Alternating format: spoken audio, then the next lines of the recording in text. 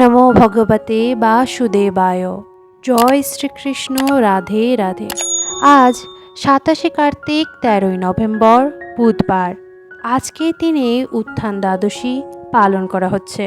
কার্তিক মাসে শুক্লপক্ষের দ্বাদশীকে বলা হয় উত্থান দ্বাদশী বা প্রবোধিনী দ্বাদশী। মনে করা হয় ভগবান বিষ্ণু নিদ্রা থেকে জাগরিত হন উত্থান একাদশীর দিনে, আর আজ অর্থাৎ উত্থান দ্বাদশীর দিনে ভগবান বিষ্ণু আবারও এই জগত সংসারকে সঠিক পথে চালনা করতে শুরু করেন। ভগবান বিষ্ণুর নিদ্রা, পার্শ্ব পরিবর্তন, জাগরণ সব কিছুই জগতের মঙ্গলকে মাথায় রেখে। তাই সবাই আমরা ভক্তি সহকারে এই দিনগুলো পালন করি উৎসবের সহিত। মনে করা হয় কার্তিক মাসের শুক্লপক্ষের দ্বাদশী ব্রত হল পরম উৎসব। শুধুমাত্র আমি বলছি না, সেটা স্কন্দ পুরাণের বিষ্ণুখণ্ডের 33 অধ্যায়ের 45তম শ্লোকে বলা হয়েছে, শুক্লে কার্তিক মাসস্য দ্বাদশং পরমোৎসব। অর্থাৎ কার্তিক মাসের শুক্লপক্ষের দ্বাদশী ব্রত হল একটি পরম উৎসব। ভগবান বিষ্ণু আষাঢ় মাসের প্রথমা একাদশীতে যোগনিদ্রায় লীন হয় এবং জেগে ওঠে 4 মাস পর কার্তিক মাসের উত্থান একাদশীতে, যার পরের দিন হলো উত্থান দ্বাদশী। আজকের দিনটি মনে করা হয় এই দিন ভগবান বিষ্ণু বিবাহ করেছিলেন তুলসী দেবীকে। তাই সমগ্র ভারতের বিভিন্ন প্রান্তের কাছে এই দিনটিকে তুলসী দামোদর বিবাহ দিবস বলে অনেকে পালন করে। অনেকে এই দিন তুলসী এবং শ্রীকৃষ্ণের বিবাহ ক্রিয়া সম্পন্ন করেন। তারা তুলসী দেবীর পাশেই শালগ্রাম শিলাকে বিষ্ণুর স্বরূপ স্থাপন করে পুরোহিত ডেকে বিবাহ কর্ম সম্পন্ন করান। বিভিন্ন ফল মূল অর্পণ করে আরতি সম্পন্ন করেন। কিংবদন্তি অনুসারে একবার দেবতা এবং অসুরদের সম্মিলিত প্রয়াসে সমুদ্র মন্থনের সময় তুলসী দেবীর আবির্ভাব হয়েছিল। দিনটি ছিল কার্তিক মাসের শুক্লপক্ষের দ্বাদশী দিন, যেই সময় ধন্বন্তরী অমৃতকুণ্ড নিয়ে উঠে আসার ঠিক আগে সমুদ্র গর্ভ থেকে উঠে এসেছিলেন তুলসী। তিনি সরাসরি বিষ্ণুর কাছে গিয়ে তাকে বিবাহ করতে চেয়েছিলেন, চিরকাল তার সাথে একাত্ম হয়ে থাকতে বলেছিলেন। বিষ্ণু তার ইচ্ছে পূরণ করার জন্যই তিনি তুলসী দেবীকে বর দেন যে তার সাথে তুলসী দেবী সবসময় সর্বদা বিরাজমান হয়ে থাকবে।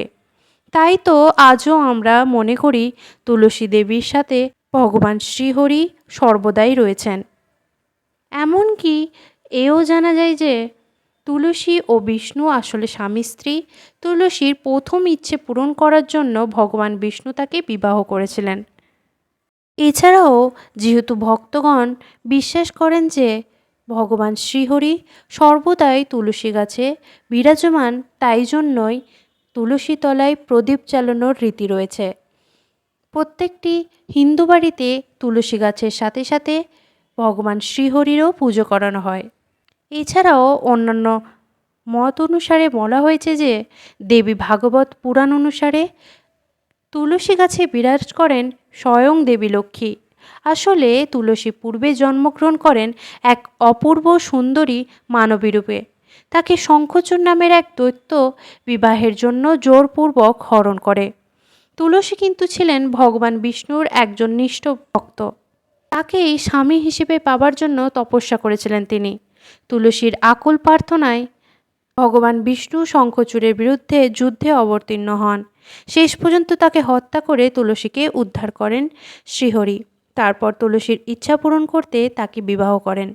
এই সময় তুলসীর সুকৃতিতে তুষ্ট হয়ে বিষ্ণু তাকে বর দেন চিরকাল তুলসীর সঙ্গে দেবী লক্ষ্মী বিরাজ করবেন।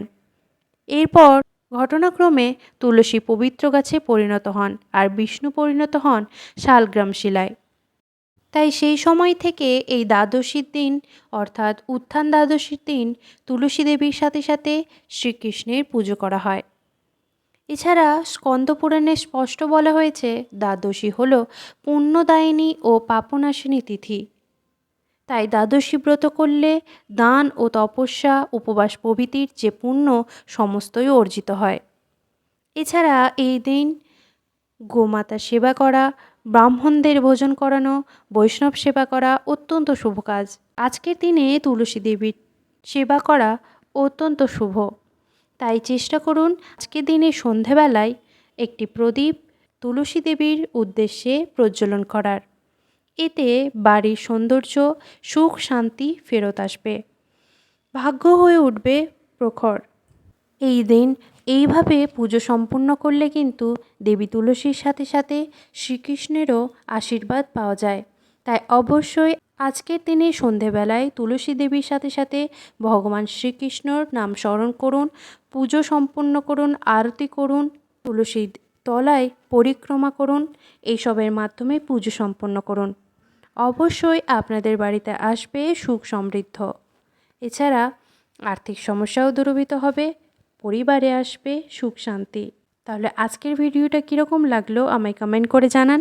ভালো লাগলে লাইক করে চ্যানেলটি সাবস্ক্রাইব করে পাশে থাকুন। আপনাদের একটু সহযোগিতা আমার ভিডিও করার অনেকটা মনোবল বাড়াবে। সবাই ভালো থাকুন, সুস্থ থাকুন।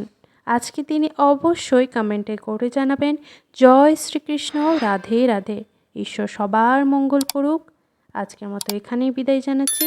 আবারও দেখা হবে নতুন কোনো ভিডিও নিয়ে।